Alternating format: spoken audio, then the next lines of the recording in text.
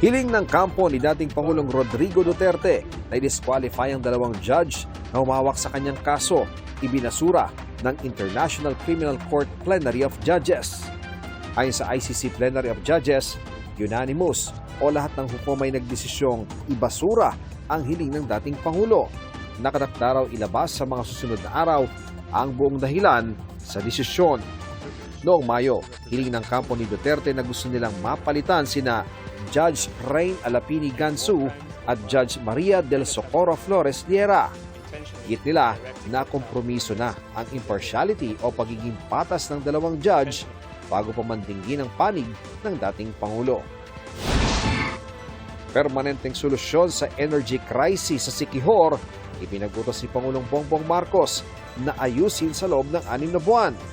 Sa pagbisita ng Pangulo sa Siquijor Island Power Corporation, 6 na araw matapos may deklara na under state of calamity ang buong probinsya, isang generator ang ipinadala galing sa Palawan na pwedeng mag-supply ng 2 megawatts na kuryente.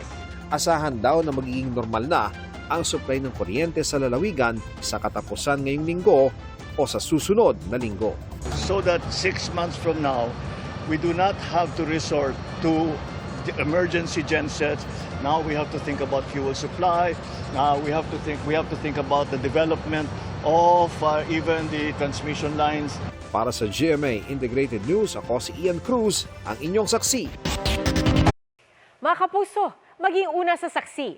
Mag-subscribe sa GMA Integrated News sa YouTube para sa iba't ibang balita.